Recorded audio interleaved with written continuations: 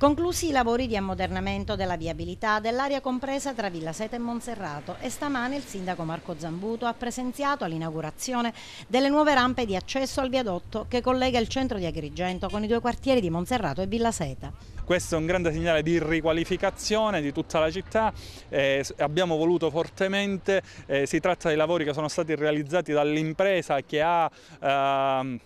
che sta realizzando i lavori del nuovo centro commerciale. Noi abbiamo voluto che venissero quindi migliorate, che venisse migliorata la viabilità che riguardava tutta la zona, perché la città ne avesse un grande beneficio. Inoltre si stanno completando i sottopassaggi a servizio proprio del quartiere di Monserrato e che collegano Monserrato con l'area del centro commerciale e con appunto l'asse della SS 115, quindi mettiamo in collegamento la SS 115 con la 640. L'opera infrastrutturale renderà scorrevole il traffico viario nell'area compresa tra le due frazioni e gli accessi ad Agrigento e Porto Empedocle. Con l'apertura di oggi rendiamo pienamente funzionale tutto il progetto dei lavori di viabilità che è stato messo in atto.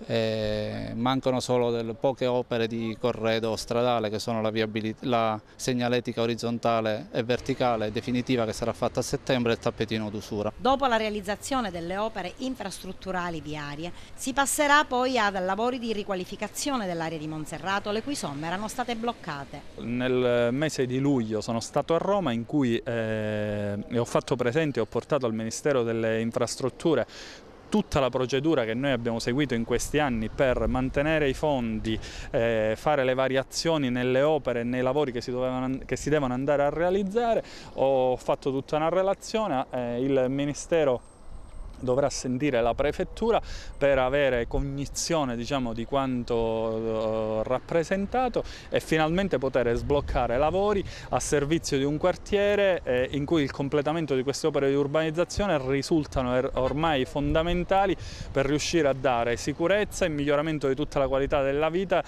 del quartiere di Monserrato. Il quartiere sarà anche arricchito dalla farmacia comunale. Entro il mese di settembre conto che il Consiglio Comunale, che già sta lavorando sullo statuto della nuova farmacia, riesca a esitare lo statuto e quindi fare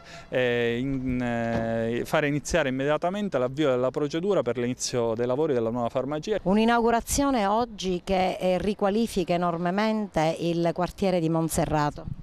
Sì, era una delle promesse fatte ed era una delle nostre attese, perché il rischio del quartiere di Monserrato sostanzialmente è quello dell'isolamento. Il centro commerciale, i sottopassaggi, che per noi non sono solo sottopassaggi di collegamento al centro commerciale, ma a Villa Seta, no? E poi i due quartieri insieme hanno 10.000 abitanti.